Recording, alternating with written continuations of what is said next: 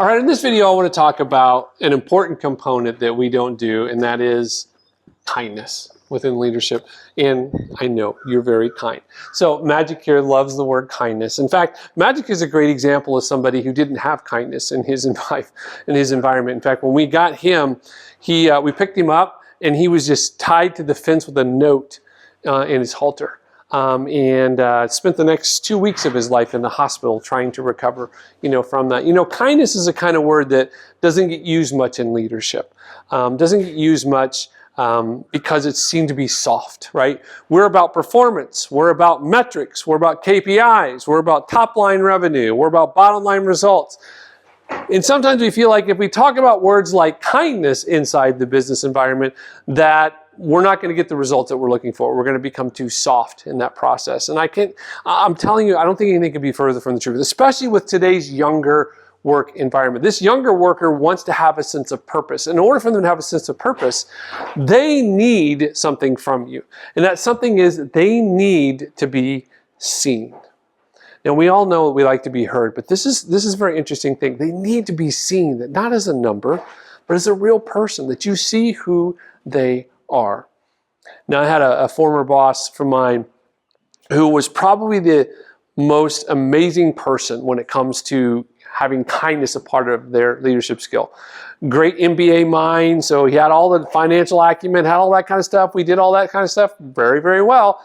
But he had this other part, which was this kindness part.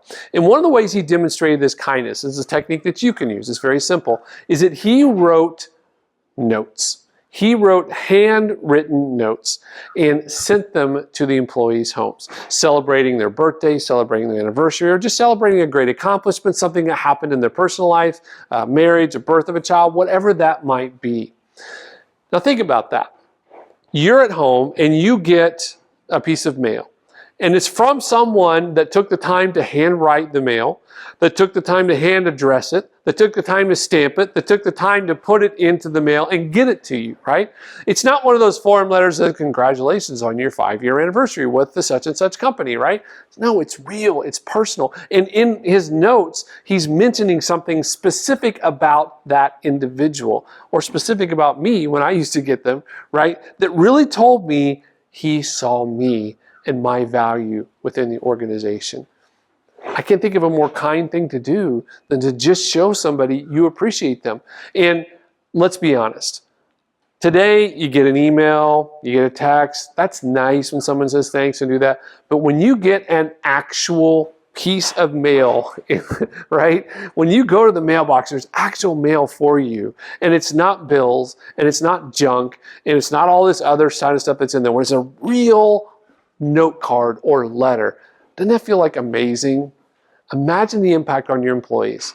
If all you simply did was take one day a month, one afternoon a month, maybe hour or 2 hours at most of your time, and you just wrote notes to your employees to tell them how much you appreciate them. And don't set it on their desk.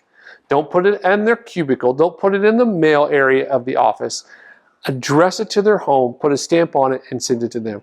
There is not a more powerful way to show kindness to your employees and make them know that you see them and you know them and you value them.